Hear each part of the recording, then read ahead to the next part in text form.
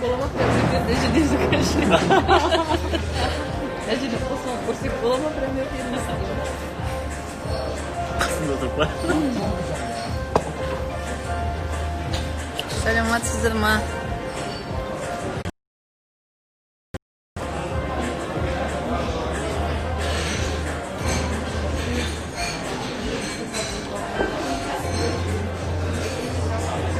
Всем хайр істейбіз. Кішкене жарықтық қояйын.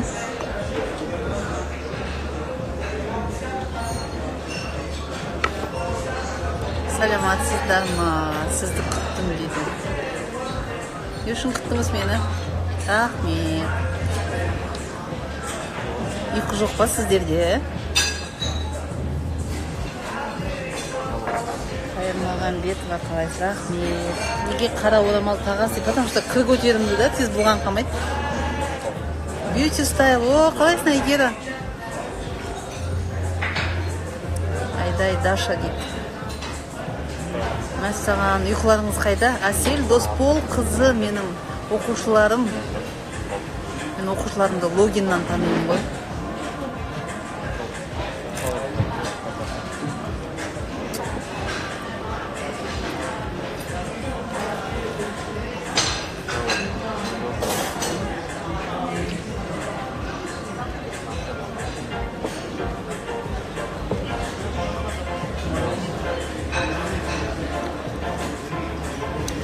Арақты қойдыруға бола ма дейді. Негізі болады, но өте сложно. Арақ, құмар ойындары дегенге мен көп алмаймын да. Өйткені менің шыдамым жетпейді. Сіздердікі тем более жетпейді. Но бірақ қойғызған кісілер болды. Қойғызған кісілер болды бізде. Дәулет күнделікті алу үшін соңғы пост оқыңыз.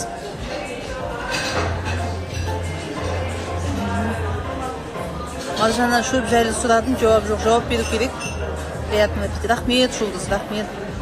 Ас болсын, рахмет. Бізде сағат әлі 9:30, тамақтанып отырмын. Я илаха илалла.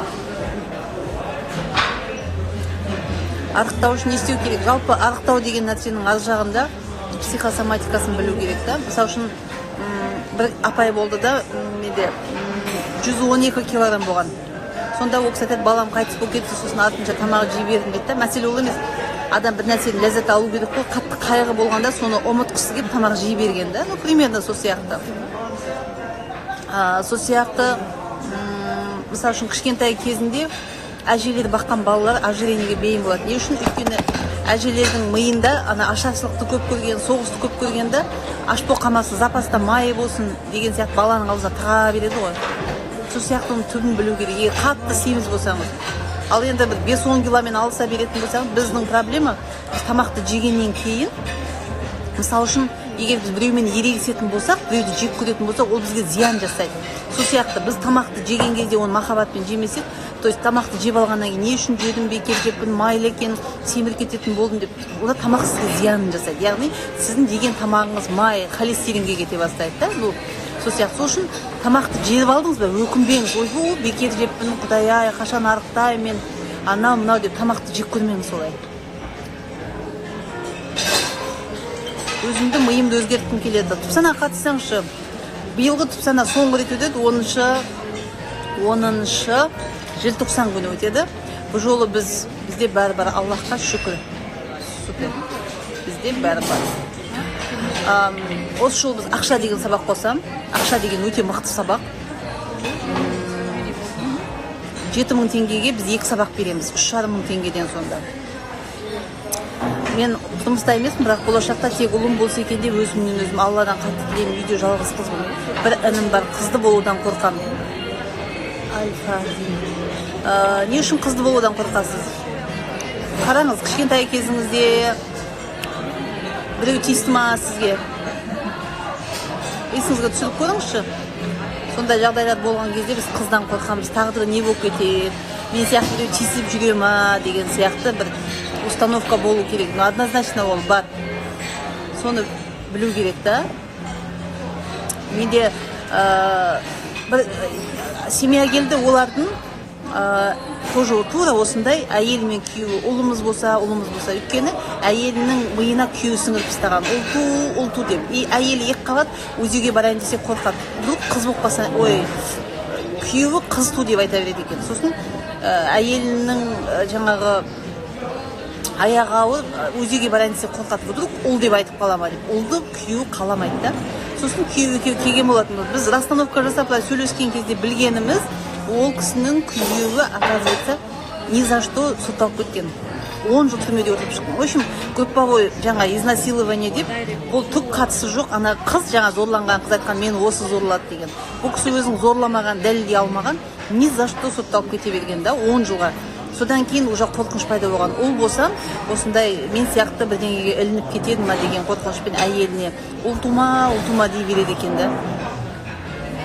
Ютубтан тыңдай бастадым, рахмет. Сіз айтыңызшы, қалай аламын, нені қалай аласыз? Арнай балаларға да сабақ өткізу ойыңызда бар ма? Негізі балаларға арналған психологтар көп қой. Алла разы болсын, сабақтан кейін кереметтер болып жатыр. Вау, 28 күндік оразаны бастадым. Нұрсұлу, Аллахтың нұры жаусын сізге. Алматыда қашан телефон жіберсіз? Алматыда болмайды. 10 желтоқсан күні болатын тіпсана сабағы Инстаграмда болады. Үйде отырып көре бересіз. Егер түнгі сағат 10:30-да сабақ кезінде уақытыңыз болмаса, түннің ішінде көрсеңіз болады. Қыздар айтады, мен оғын көре алмаймын, оғын тойда болам дейді да. Тойдан 1 сағат ерте шығуға болады ғой. Или 1 сағат кейін ұйықтауға болады ғой. Или таңертең 1 сағат ерте оянуға болады ғой. Сіз білім аласыз ғой. Сонда егер сіз алып тұрған біліміңізді ақшасын төлеп қойып көруге уақыт таппасаңыз, значит сізде желание жоқ особо. И уақыт болса көремін, уақыт болмаса сондай да. Егер жаныңыз қатты қысылып жатса, өміріңіз өзгертуге келмей жатса, не істейтініңізді білмей жаңағы қалай дейді, шақшадай басым шарадай болды дейді ғой. Сондай жаныңыз шырылдайтын болса, сіз оны қайткенде де көресіз. Мен 2 рет қатыстым, бұйырса тағы дайындалып отырмын, иншаллах. Аллах зейініңізді ашсын. Аят Құндыз, кешегі менің постымның астын қараңызшы, сол жерде қыздардың телефонынан хабарласасыз, прямой эфир арқылы болады. Қамшарат Бекжігітованы танисыз, ол менің подругам. Айнұр ханым, өтінішті айтыңызшы, мен сізді де Құралай ханымды да тыңдаймын. Бұл дұрыс па, бұрыс па? Дұрыс, конечно, тыңдаңыз, бәрін тыңдаңыз. Сонда 7 мыңға, ол жолы 2 сабақ өткіземіз 7 мыңға. Тіпсана және сабағы, және ақша деген сабақ. 5 күндік тренинг болады. 5 күндік сабақтың бағасы 7 мың теңге болады. Және де мен естідіңіздер ма, естіген жоқсыздар ма? Осы 10 желтоқсан күні басталатын 5 күндік сабаққа қатысқан қыздардың ішінде 2 қызға мен Стамбулға жолдама берем. Ол 2 қыз 3 күн бойы менен Стамбул қаласында менен консультация алатын болады. 3 күн бойы бірге жүретін боламыз. Примерно сондай. Ассаламу алейкум ва рахматуллахи ва баракатух. Сандуғаш, ва алейкум ассалам. Шөпбекова, менің керемет психологым, рахмет. Менің қазірдің қасымда Жанар деген құрбым отыр, Атыраудан келіп отыр. Атырау қаласында сізді сұраушылар өте көп дейді. Жанар, өзің айтшы, мені бір мақтап. Кімдер мені сұрап жатқан? Өте көп оқырмандарымыз көп. Жанар менің Айнұрдың мотивациялар кітабын сатады Атырауда. Қазір дәулетті күндерін сатып жатырмыз. Айнұр ханымның енді өзімде осы Айнұр ханымның сабағына қатысып біраз өстім. Осының арқасында қазір Аллаға шүкір қасында отырып осылай бірде дәмдес болып отырмыз. Инстаграммен танысқанбыз әйтпесе. Сондықтан да сабақтарына қатысыңыздар өте жақсы. Өмірлеріңізді енді 100% өзгереді ғой барлығы да. Өзіңде қандай өзгерістер болды? Менде өте көп. Мысалы материалдық жағынан да, жұмыс жағынан ақша келді ма? Ақша келді. Қай сабақтарға қатыстың? Ең басындағы сабақтарыңыз бақытты бол, байлық зонасы. Байлық зонасы, соларды су техникасын, банағы аффирмация, өте көп енді аффирмация айтыңыздар. Көп айта алмаймын. Жанар қазір Атыраудан дүкенін ашып жатыр уже. Соның арқасы, тұтының арқасы. Өткенде Атырауға бардым, хан қызы дүкенінің филиалы ашылды ғой. Айман деген келіншек ашты ғой. Сол келіншектің күйеуі қатысады екен сабақта. Оны өз құлағыммен естідім, енді ол кісілердің айтқан емесін, сізге алғыс айтқаным. Сіздің сабағыңыздан кейін өстік деп айтты ғой ол кісілер. Маған өзі айтты. Өзі солай айтты. Мен де оны өзім енді айта аламын. Шынымен де өздеріңіз сабаққа қатысқаннан кейін өздеріңіз көресіз сразу қалай өздеріңіз білмей қаласыздар да өзгеріп жатқандарыңыздың барлығын. қанша психолог тыңдасам да жалығып кететін едім. Сіздің сабағыңызда вообще жалыққан жоқпын, қайта қарай беремін. Мен бүгін содан кейін бір нәрсе еще мен негізі басқа шетелдердің де нелерін қарайтынмын қазір уже біліп алғаннан кейін, бірақ та жалпы біздің өзіміздің тілменен сіздікі оңайырақ түсініктірек. Сондықтан да мен қазір не оқимын, Москва психоанализ институтында оқимын ғой. Кешке шейін қосып қоямын да, жаңағы вебинарларды ше. Түк түсінбеймін, ойлаймын, мен түсінбеймін, мен қалай түсінеді деп ойлаймын да. Сізге рахмет, соны бізге өзімізге ауызекі тілменен жеткізіп беріп жатқаныңызға. Қыздарға содан кейін тағы айтайын дегенім, енді біздер қарапайым халықтың арасынан жүргесін, сізге солардың сәлемдемесіне жеткізу ретінде айтайын. Қаншама жағдайы жоқ болса да келіп сізді кітабыңызды алып жатқан әйелдерді көрдім, ер адамдарды көрдім.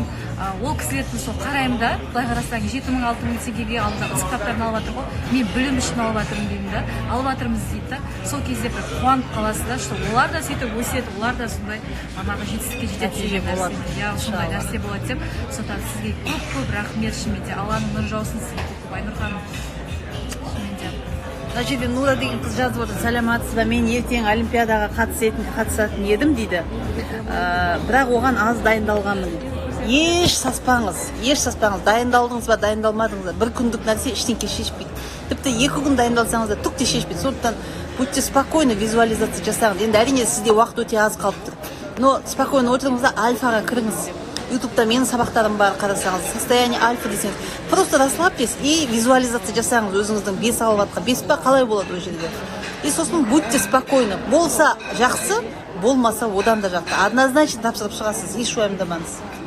Мен де өзгердім сізді тыңдап. Рахмет, Аллах разы болсын, Оразғали, рахмет. Екінші қамтар, Дәулеттің оятқан 7 баспанасын бірін ұтып алып үйді тұрған. Аффирмация айтып жатсыздар ма?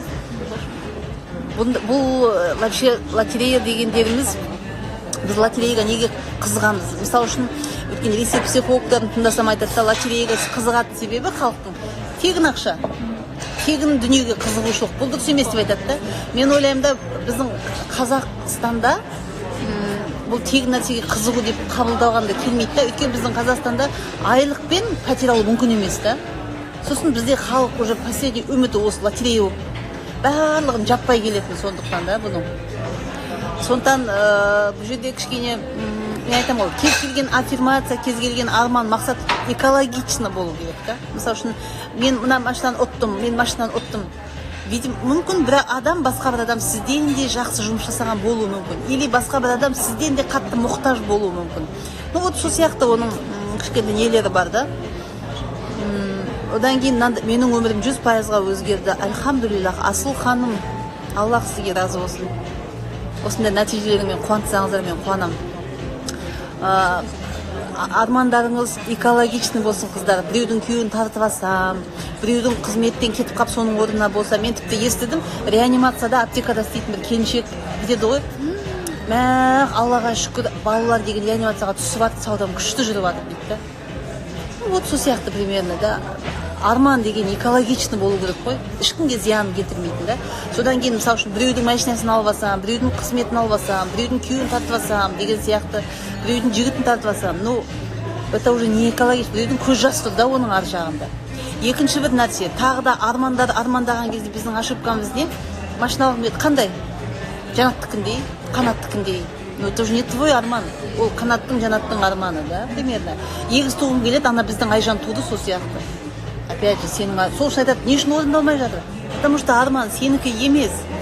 Өзіңнің жан дүниеңе керекті нәрсені сұрау керек та. Мен өзімнің отбасыммен бақытты ғұмыр кешкім келеді, примерно да.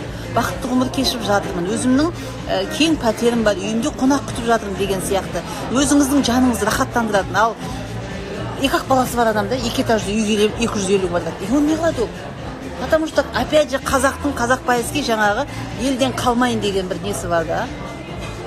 Не үшін қара киесіз дейді? Өйткені қар көтерімді қыздар қап-қара, мынау оңайлықпен былғанбайды да. Бүгін Стамбулда жаңбыр, балшық бітіп болады, сосын қап-қара киіп алып, мынау былғанбайды, білінбейді, рахат. Руна формулалар дінімізге қайшы, мен ондай формулалар білмеймін кекем. Менің балам Ер Әли сізге сәлем айтты деді. Ер Әлидің маңдайынан сүйіңіз. Аллахтың нұры жаусын балаңызға. Айнұр ханым, сіздің сөздеріңіз жанға жақын, жағымды. Алланың нұры жаусын. Қайда болсаңыз да аман жүріңіз. Амин. Амин.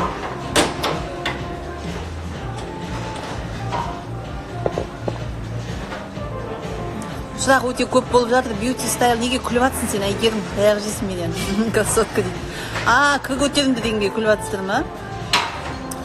Мен екі Айнұр ханымды тыңдап, өмірім Аллаға шүкір өзгеріп келеді. Аллах менің барлық жағдайымды жасап қойған, әлбетте. Мен сіздің барлық сабағыңызға қатысқам, әлі де қатысам. Менде өзгеріс көп. Айтып жеткізе алмаймын. Қыз жасау Шымкент жаным. Аллаға мың шүкір. Алла мені сүйеді. Алла менің бар жағдайымды жасап қойған. Аллаға мың шүкір. Қыз жасау Шымкент.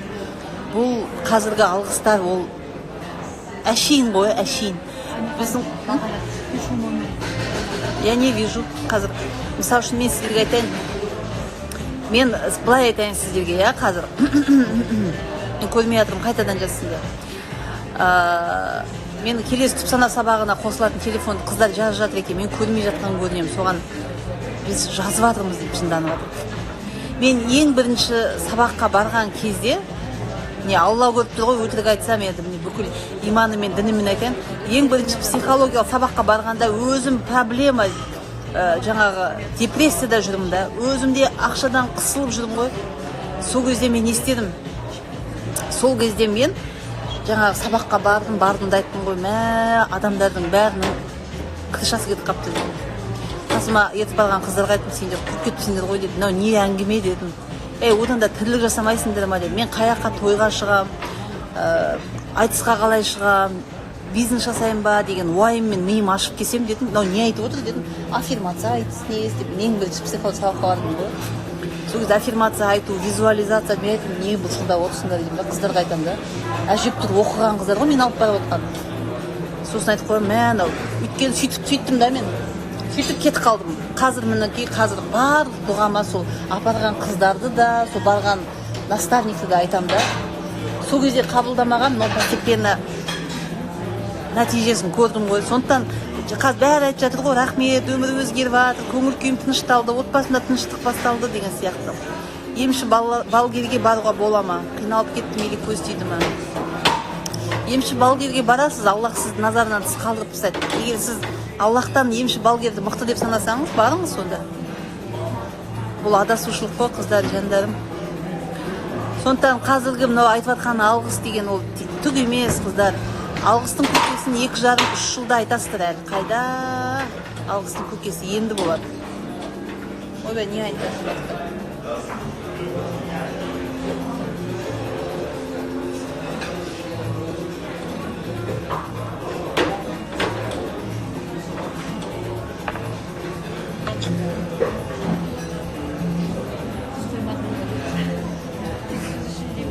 Мен прямойда отырмын. Бақытымды өткізіп алдым дегенге қалай қарайсыз? Кім айтса да оттаған екен оны бар ғой. Бақытымды өткізіп алдым деген не деген сөз? Жасы 68-дегі апа қатысып жатыр. Кеше менің историясымды көрдіңіздер ме? 80-дегі апа менің сабағымды қарап отыр. 80-дегі апаның бақыты өтіп кетпесе сіздікі енді ұят емес па? Жап-жас кісілер мен бақытым өтіп кетті деген не сұмдық?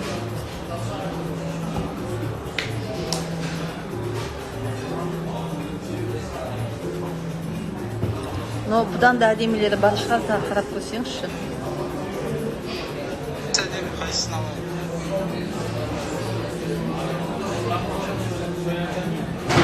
Мынау неге істемей қалды менікі? Фонаригім қайда кетіп қалды?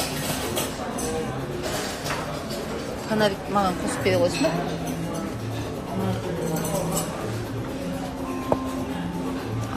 Емші балгерге оятып кетті қоймын.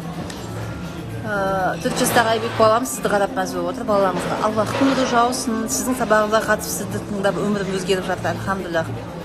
Қуаламаш дейді ғой маған күйеуім. Вот мен де тура сөйткем ғой.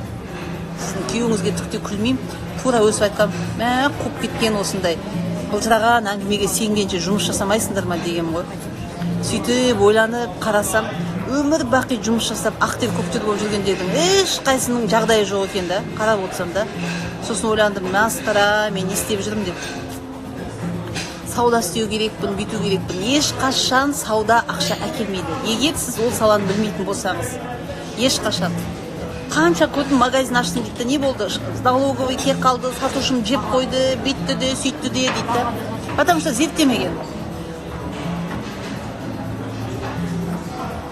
Менің ағамның құлағы аппаратпен еститін еді, қазір мүлдем естімей қалды, Өзбекстанға барып операция жасаған еді, аппаратпен де естімейді, енді СО-ға қалай барса болады. Сәтжанға жазыңыз, ең алдымен аффирмация айтсыншы, пожалуйста, айтсыншы, менің құлағым жақсы естиді, Аллахқа шүкір деп айта берсін.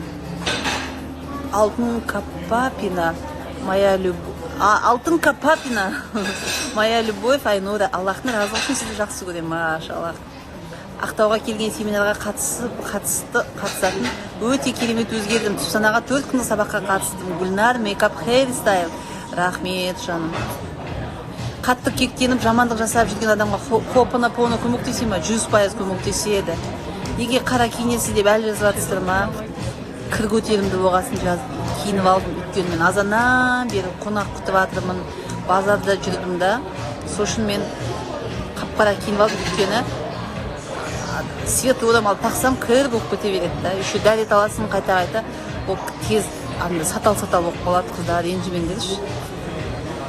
Бағлан, мен неге сен көрмеймін?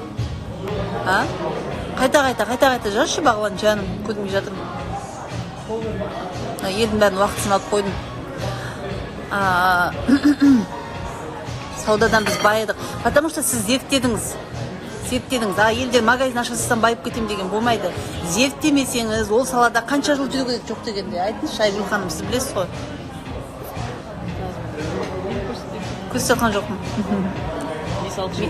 5-6 жыл жоқ деген зерттеген, я. Минимум 2 жыл. Давлатов айтады, 2 жыл зерттемеген нәрсеге ақша салма дейді. Менің апам да 80-де Айнұрды тыңдайды, жандарым, жаным. Өткенде ана Шымкентке барсам 70-тен асып кеткен апа кепті тойдашы. Мен сені бала шағамды отырғызып қойып, ұялып кеттім, мама, мына үлкен кісілердің алдында мен данышпансып жүрмін ба деп ұялғанмай, апа кешіріңізші деп қоңсасқанынан.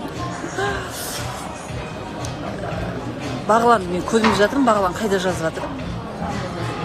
Өйде бәрін қарап шықтым. Миым ашып кеттім, мына жерде уже 5000 адам отыр. Ұйқыларыңыз қайда? Түнгі сағат 1 болды. Түнгі 1 болды.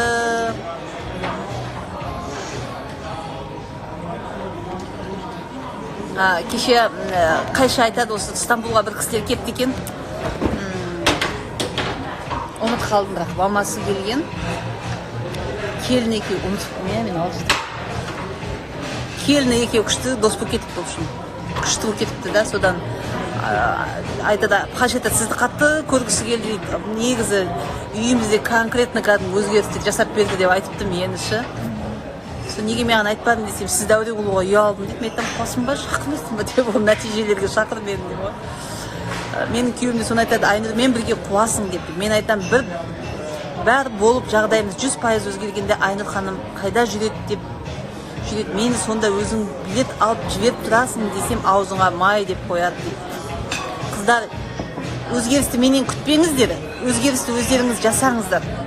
Мысалы үшін, егер сіздің көңіліңіз жоқ па, настроением жоқ деп былай отыра бермеңіз, бұлдырап тұрыңызда, настроениені өзіңіз жасаңыз. Түсіндіріп айттым ба? Кім мені бақытты қылады, күйеуім подарка бермейді, күйеуім шақырмайды, күйеуім bitпейді. Если күйеуіңіз тормыз ба, ничего страшного, тұр да өзің айт, жаным, маған конкретно мынандай керек. Давай бүгін киноға барайық. Тамақты істеп қойдым, бала-шаға бәрі нормально. Давай бірге киноға барайық. Біз айтамыз, мен тамақтың бәрін жасап қойдым, отырмын үйде қарап, ол болса маған қарамайды. Сен тамақ істеп қойғаныңа ақша төлей ма, ол ма, саған береді? Істесең өзің үшін істедің ба, мысалы үшін? Мен бала-шаған бәрін қарап отырмын. Ешқашан мен күйеуім уайымдамасын деп бала қарадым деген өтірік әңгіме да. Күйеуің уайымдамасын емес, өзің уайымдайтын боласың, қарайсың ғой балаңды. Тамақты да өзің үшін жасайсың. Көңілім жоқ болса, сізді тыңдаймын дейді. Рахмет. Мен сізді күнде тыңдаймын, 10 жасар қыз, мама, сіз де адамдарға сабақ бермейсіз ба деп айтады дейді. Құшақтап алғым келіп дейді. Рахмет. Дәулет атты күнделік өте рас. Дәулетті күнделік деген мен соңғы постымда тұр. Оны алыңыздар. Ол жерде 7 квартира ойнатылады, 7 умра қажылығы ойнатылады, 7 соғым ойнатылады және 200 домбыра ойнатылады, иншалла. Одан кейін мен қазір түп сана деген кітапты наконец-то жазып жатырмын. Бұл енді сұмдық бомба кітап болады, иншалла. Бүкіл барымды. Жалпы әр психологтың өзінің бір адамның жолын ашатын бір нәрсе болады да. Мысалы үшін бір адамдар болады, адамдарға жақсылық жасаумен жол ашылып тұрады. Бір адамдар болады, оның жақсылық жасайтын мүмкіндігі жоқ да, допустим. Бірақ ол адамдардың бәріне дұға тілеп отырады да. Саған да жақсы болсын жаным, сен де жақсы болсын. И соответственно Аллах оның жолын ашады. Ал енді менің предназначением болса, мысалы үшін, мен адамдарға может жақсылық жасай алмаймын, может жақсылық тілей алмаймын дұғада, өйткені өзімнің шаруамен, может өзімді көп ойлаймын. Бірақ менің фишкам мен көп таратамын да. Мен ештеңе аямаймын. Өйткені мен ойлаймын да, мен Аллах көріп тұр ғой, жоғалып қалған нәрсеге никогда ішімді ашытпаймын. И любой нәрсені сұраса бере беремін. Потому что мен ойлаймын да, оны Алла маған беріп тұр да. Алла берген нәрсені ол менікі емес. Мен сонда ішім ашымайды. Мынау телефон менікі емес. А если бұл менікі десе, мен оны жоғалтып алсам, сындырып алсам, ішім ашып жүрегім ауырады. Жоғалып қалды, ішім ашыды да. Оның бәрі Алланікі да. Менің түгім жоқ. Поэтому мен адамдарға берсем да, менікі емес, Аллахтың Алла берді. И поэтому мен жүрегім ауырмайды да. Қара киім кимеңізші, әйтпесе қара жамылып жүретін вахабистер сияқты қорқынышты. Мен өзім босандым, Аллаға шүкір деп аффирмация айтсам бола ма? 5 жылда көтеріп едім, осы айда босанам.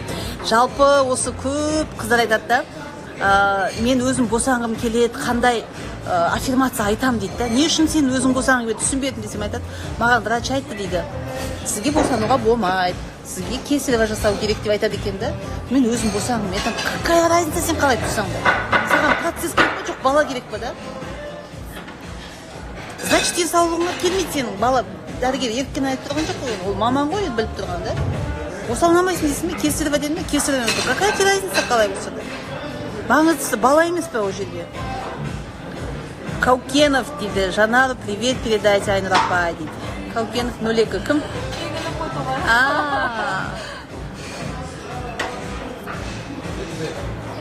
Мен бар ғой, ашық киініп болсам, андай жеңілтек қыз сияқты киініп алыпсыз дейді.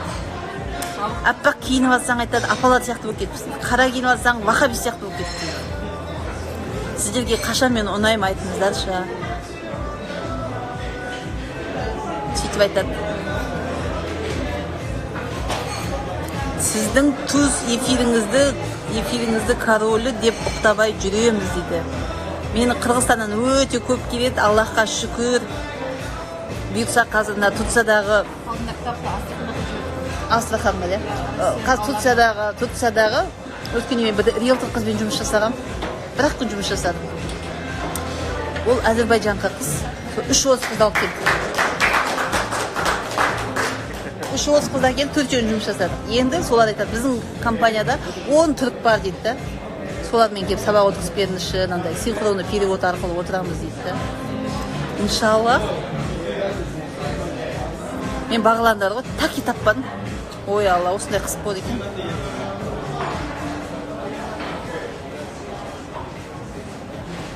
Так. Армандар картасын жасап, онымен сөйлес дегенде құмаш дейтін едім дейді. Енді Армандар картасын сөйлесіп отқаныңыз енді қатты кетіп қалған екен сонда. Эфирді сақтап қояйын. Түпсана керемет өтті, рахмет. Иншаллах 10 желтоқсан күні қыздар түпсана және ақша деген сабақ өтеді. Ақшаның потогын ашуға болады, реально болады қыздар. Просто реклама деп ойламаңыздаршы. Ақшаның потогы деген жұмысым жүрмей тұр, күйеуім істемей жатыр, анау бәрі бұлшылдаған нәрсе. Просто сізде поток жабық болды. Жоқ, Бағлан ұйықтамайды ғой. Бағлан мен ұйықтамайды ол. Сізді семьямызбен жақсы көреміз. Семьяларыңызға Аллахтың нұры жаусын, татулық болсын. Ойынға бара алмаймыз, кітап алсақ болды ма? Конечно, тікелей эфирден көре саласыздар ғой. Жаным, мен не үшін не кисең де әдемісіз, киімде тұрған не бар? Вот сөйтіп айтады, гүлді кимеңізші, әшкейіңіз көзіңізге дәу, на кофта сізде жараспайды тұр. Менің қызым жас шағында сөйлемейді, ол қорқынышты емес па дейді. Ну, мен үшін қорқынышты емес. Менің қызым өзі 5 жасқа келгенде әрең сөйлеген. Главное, қызыңыздың құлағы естиді ма? Сосын қызбен сөйлесіңіз, қолына телефон ұстата салмаңыз. Телефон ұстата салғанда балада общение болмайды, қарап отыра береді да. И мынандай сөйлесуі, жаңа тілінің шығуы кішкене не қылып қалады, бөгеліп қалады. детский энурездің психосоматикасы, қорқыныш, ата-анадан қорқу, ата-анадан ұрған кезде в основном сондай болады. Әке шешесінен.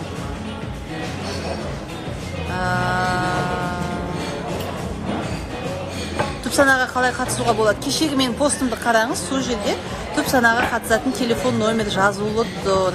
Түпсана тренинг дейтін телеграмда парақша бар. Сол жерге де бүкіл данныйларды жазылған, содан да қатыса аласыз да, сіз бомбасыз дейді. Таппадым бағланды оқысын. Қызғаншақтықты қалай жеңуге болады? Түпсанаға қатысыңыз. Балам 4-те енді сөйлеп бастады. Қандай аффирмация айтсам болады? Жақсы сөйлеп кетті. Менің балам шешен әрі таза сөйлейді. Бағлан жазды дейді. Мен тағы көрмей қалдым. Масқара, мен алжыдым. Қара киім жақсы болды, комментарий күшті болды. Сания Уржановна. Сания Уржанова 73-23. Негізі Сания сізде ана минусты плюске айландыру дейтін қасиет. Бұл көп адамда жоқ. Сізде сондай бар екен. Вообще күшті айтты, иә? Мен постоянно андай гүлді-гүлектен отырамын, сосын жазуларды оқи алмай берекетім қашып отырады да. А на самом деле қара четко көрініп тұр да қазір жазулар. Иә, мына қара вообще классно көрініп тұр. Бүйтіп отырмайсың да. Яғни на самом деле қап-қара киініп отырған минус соны плюсқа айландыру да. Кез келген ертең біз не өткіземіз? 90 күндік марафон өткіземіз. Армандар орындалады. Қатысасың ба сен, Жанар? Қатысасың.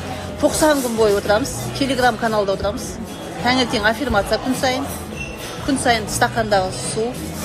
Ұйықтайтын кезде аффирмация опять же. Сосын күн сайын аптасына, осы апта шүкіршілік техникасы, бір апта кешірім техникасы, бір апта адамдарды қуанту техникасы. И поток ашылғанша 90 күн қазамыз да шұқылаймыз. И сосын арасында Мәрзия Бегайдар шығады эфирге, мен шығамын эфирге, Алинаны шығарамыз. Сол сияқты 3-4 психолог арасында қажетті әйелдерге қатысты энергетикасы сондайлар өткізіп отырады. Мен өзім байлық зонасын өзім шығарып отырамын. Аптасына бір рет эфир болады. Сосын тапсырмалар беріледі. Сосын кинолар арнайы. Документаль фильмдер көрсетіп болады. 90 күн бойы армандар орындалады деп аталады. Нақты арман қоямыз да, сол арманға жету үшін уже тірлік жасаймыз да. Просто арман орындалады, машина керек болса, машина визуаль жасап отыр деген кішкене тоқтатамыз да уже. Реальностьқа көшеміз. 90 күндік марафон 50 мың теңге тұрады. Негізі 150 мың қойған басында. Сосын 100 мыңға түсіргем. Одан 80 мыңға түстік. Сосын 70 мыңға болды 70 мың деп бағлан айтты, 70 мың болады. Қанша психолог жалдап атсың айттым қой. 50 мың болса шарек. А мен өзім қымбат болсам, өзімді атсыз сезінеді екен да. Маған бір психолог подругам айтады, атын айтып қойын. Сіз біздің базардың бітші шығардыңыз ғой, 5 мың теңге дегенді алып шығыңыз. 90 күн марафон телеграмда болады, және ютубта вебинар арқылы беріп отырамыз, иншаллах. Ол марафон 25 декабрьде басталады, әлі естіген жоқсыздар ма? Күйеуім слишком ынжық, қандай аффирмация айтса болады дейді. Сіз слишком андай пысық сияқтысыз ғой примерно, да? Сіз күйеуіңізді қабылдамай тұрсыз, күйеуіңізге претензия айтып тұрсыз, ынжық, ол мінез ғой. Сіз ол үйленгенге дейін керемет болып жүріп үйленген соң ынжық болып қалды ма, алданып қалдыңыз ба? Білдіңіз ғой, үйленейін деп жатқан кезде оның сондай мінез бар екен да. Күйеуіңізді қабылдамай тұрсыз, оған аффирмация айтып жеткіліксіз, күйеуім керемет пысық дегенде ол пысық болып кете алмайды. Күйеуді қабылдаңыз, сол мінезін жақсы көріңіз. Бізде әйелдер өзі бір сондай шүкіршілігіміз аз қалыппыз ғой. Күйеуім деген ұрат, мінезі жаман дейді. Үндемейтін болса, күйеуім ынжық, сүмірейген дейді. Бізге ештеңке жақпайды, қыздар. Сөйлеп жүрген бала кекештеніп қалса, сұрақ қой. Аяғым ауыр, 2 ұлым бар, күйеуіммен ажырасқан. Не үшін ажырастыңыз, аяғыңыз ауыр болса? 5 мың табу да оңай емес, кейбір адамдарға арзан емес. На самом деле, қыздар, адамдарда мотивация болу керек. Мысал үшін, сізге бала, көп балалы анарға нан тегін, көп балалы анарға анау скидка дейтін болса, адамда стимул болмайды да. Мысал үшін, сіз нан 100 теңге болды ма, 1000 теңге десе, сіз соны аштан қалмайсыз. Сол 1000 теңгені табу үшін тыраштанасыз да. Яғни сізге мотивация, толчок да ол. Сол сияқты, мысал үшін 5000 теңге ма сабақ, оны мен көп қымбаттатуға ұятын жібермейді. Ал егер баға қосатын болсақ, ниет қылған адам по-любому қатысады да, сол ақшаны табуға талпынады да, примерно. Сондықтан анау қымбат дедіңіз ба, все, сіздің миыңыз уже кедейлік зонасында. Синдром бедности сізде. Синдром бедности болғанда адам арзан нәрсеге жүгіреді, скидканы күтіп жүреді, жаңағыдай дүкенге барған кезде алып жатқан затты ойламайды, төлеп жатқан ақшаны ойлап тұрады да. Бұл синдром бедности примерно.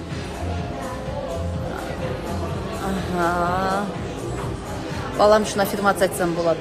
Ананың балаға жасаған дұғасы қабыл. 5000 деген тегін оқу ғой, 5000-ға түк келмейді ғой қазір. Ну, значит, сіз богат зона байлық, ну, жағдайыңызда жақсы шығар, білмеймін оны. Бірақ негізі сіз уже ақшаны нормально қабылдап тұрсыз. Значит, поток сізде ашылып тұр. Мен сіздің неңіз білмеймін. Адам поток ашылайын деп тұрғанда ақша деген түк емес сияқты тұрады да. Заттың бәрі арзан сияқты болып тұрады. Ну, примерно сондай да. Анау қымбат, ойбай қалай табам дей берген кезде адамның миына мен кедеймін деген программа орнайды. Все, мен кедеймін. Мен қымбаттала алмаймын. Синдром бедностиден қалай құтылса болады? Сабаққа қатысу керек, сабаққа қыздар. Мен сізді тыңдап жүрмін. Бүгін маған күшті болды. Кредитімді жабуға елбасы 300 000 теңге салып жіберді, ура дейді. Машаллах, бұл қажап жаңалық қой. Мен былтыр мынандай күшті жаңалық айтайын. Былтыр ноябрь айында өткіздім ба байлық зонасын? Байлық зонасын ноябрь айында өткіздім. Сол кезде, ол кезде менде адам аз қатысатын. Дайректімде жауап беремін, өзім отырамын ол кезде. Қазір бағалан отырады ғой. Сосын бізде анандай кредит жабу деген сабақ болды. Өйткені елдің бәрі кредитте ғой. Сосын 2019 жыл кредитім жабылды деген аффирмация айтасы. Қалай олай айтам, мен кредитті 6 жылға алғам, кредит 5 жылға алғам деген өте көп болды да. Мен айтам деймін, мен не айтам енді? Ба кредитін жауап бермейсің ол адамға. Аффирмация айтыңыз, жазыңыз, айтыңыз, жазыңыз, айтыңыз деп. Ал жүз кетірек бізге.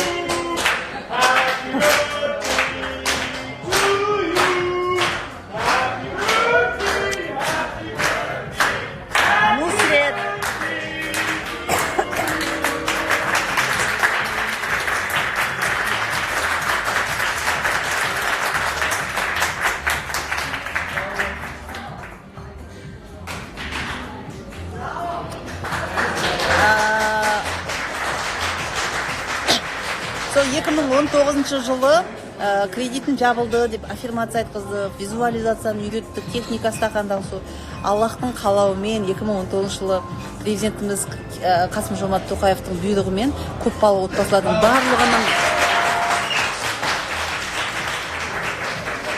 отбасылардың барлығының кредиті жабылып кетті ғой биыл.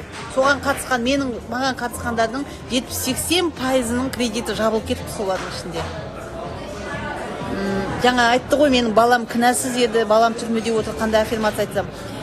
Наверное, енді мен білмеймін қалай болғанын, но сізде балам сотталады деген қорқыныш болған шығар, наверное. Балаңызға айтқан, енді әлбетте біз көбінесе балаларға установканы біз жасаймыз.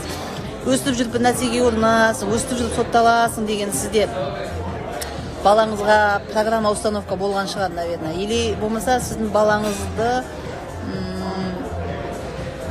ну, скорее всего, сіздің қорқынышыңыз сияқты. Енді визуализация айтыңыз. Балаңыз дастарханның басында отыр. Постоянно көзіңізге елестете беріңіз. Телефонда фоновый сурет болады ғой, тура сол сияқты балаңыздың бірге отырған столдың басында. Күн сайын визуализация сосын менің балам аман есен үйге келді. Но енді бұл жерде уақыт аман есен ол по-любому келеді ғой, түрмеден шығады. Енді ертерек келгені сізге қалай. Соның үшін идеальный день деген техника бар біздің. Түпсана және ақша сабағына қатыса аласыз ба? Мен сол жерде айтып берсем,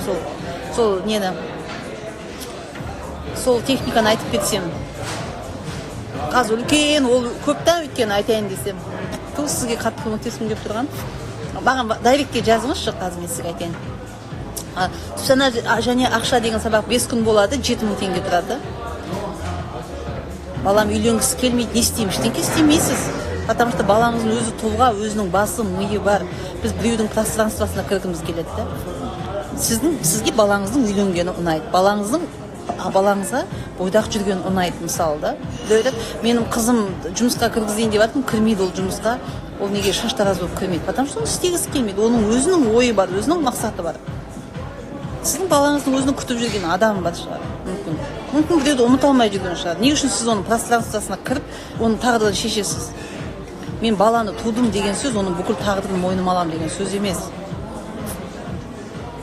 Балаңызға бақыт тілеңіз, болды, отырыңыз. Стамбулға 2 адамды қалай таңдайсыз? Тағы айтайын, 10 желтоқсан күні басталатын 5 күндік сабаққа қатысқан оқырмандардың ішінде 2 адамға Стамбулға жолдама берем. Жолын бәрін өзім төлеймін, және 3 күн бойы Стамбул қаласына менен тегін консультация алып қасымда жүреді. Оны қалай таңдаймын? Қатысқан адамдардың барлықтарының Instagram парақшалары бар ғой, міне. Кубешева деп тұр ғой, Айдана ханым деген. Осы аттардың бәрін бізде бір қыз түгел жазып шығады. 5000 адам болса 5000 адам, 10000 адам болса 10000 адам, 2000 адам болса 2000 адам. Түгелін жазып шығады. Соны жәшікке саламыз да. Соны тікелей эфирде анықтап 2 адамды иншалла Стамбулға алып келеміз. Мен бірінші рет көріп отырмын, көмектесіңізші. Кешегі постты қараңыздар. Мынандай пост тұр.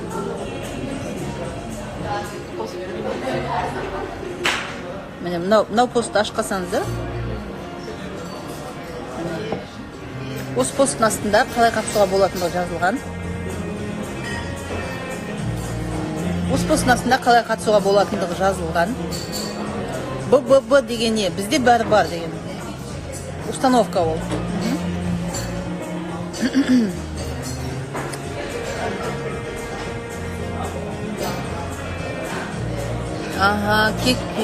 Қайратовна Гука, 2 балам бар, щепетильно, анау дұрыс емес деп насчет здоровья ізденіп отырам. Постоянно бір нәрсе шығарып отырам, врачқа пара берем, как перебороть боязнь. Қайратовна Гука, сізге расстановка жасау керек қой. Не үшін өйте бересіз? Значит, сізде денсаулықпен байланысты бір сұрақ бар ғой какой-то. Соны табу керек. Оны қазір жазыңыз, өтеңіз деген нәрсе сізге көмектеспейді, біздің ондай техникалар. Сізге кішкене глубже кіру керек болып тұр да, скорее всего, соны білу керек. Қай қаладасыз? Сол қаладан расстановщик тауып, біздің Астана қаласында Айдың нұры орталығы ашылды. Сол жерде күшті расстановка жасайтын қыздар бар. Соларға барсаңыз, түбін қазып тауып береді. Не үшін олай екендігін. Отымбаева Асия, сізге Аллахтың нұры жаусын. Бүгін бірінші рет көріп отырмын. Машаллах, шүкір. Аллах бұйырса Стамбулға барам. БББ, бізде бәрі бар. Сүйеміз, сенеміз, сұраймыз Аллахтан, Мынандай нәрсе қыздарға сізге бір инсайт айта кетейін. Ұйықтайтын кездерде өзіңіздің жолыңызды ашатын қандай қасиетіңіз бар? Сіз айтыңызшы, мысалы үшін. Мен айтып отырмын, менің жолымды ашатын бұл менің қолым ашықтығы, мен бере беремін да. Мне ештеңе не жалко, примерно да. Сол сияқты сіздің өзіңіздің жолыңызды ашатын қандай жақсы қасиетіңізді өзіңіз айтқан болар едіңіз?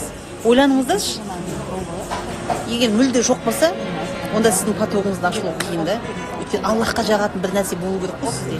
Мен көршілеріммен өте татумын. Мен ағайын туысқандардың бүкіл той томалағынан қалмайын, көмектесемін. Мен, как быть везучим, все время не везет, всегда попадаю в жади речь. Сана қатышы, жаным сол. 7000 теңгеңді қиып қатышы, ақыры невезениеде жүрекесің ғой. Бір 7000 теңгеңді қиші садақаға да береді ғой, сол ақшан адам. Домбыра қосыңшы, Санаға өтініш. Давайте, қосайық, жақсы идея. 5 домбыра қосайық, да? Астанадағы расстановщиктің бағасы қол жетімді ма?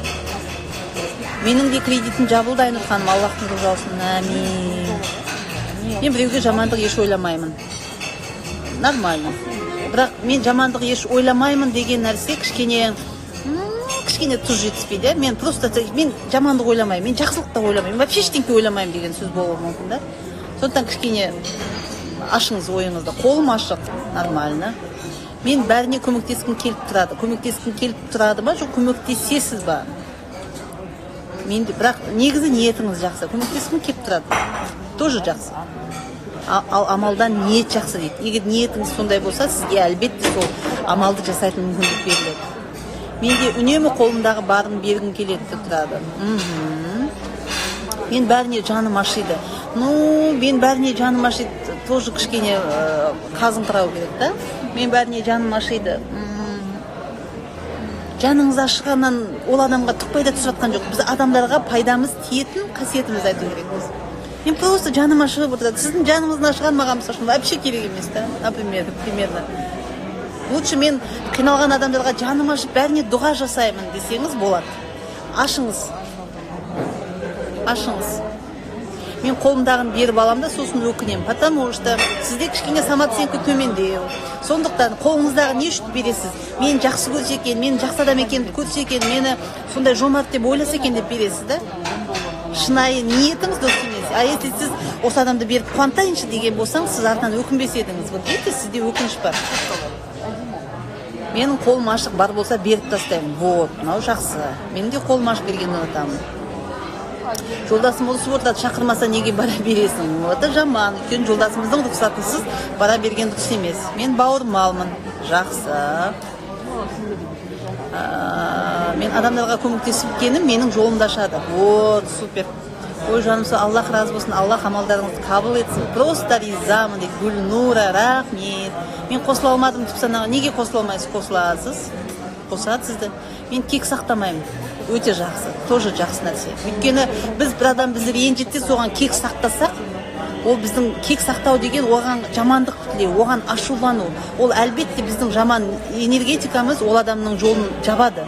Сол үшін кек сақтамау да өте жақсы нәрсе. Айнұр ханым, менде Аллаға шүкір тәубе бәрі бар. Көп балалы анам. Сондықтан ақша жағын көтерсем ба деймін. Оған өте жақсы айтасыз. Сабаққа қатысып көріңіз. Кек сақтай алмаймын, жақсы. Телеграмда қандай канал екен айтайын ба?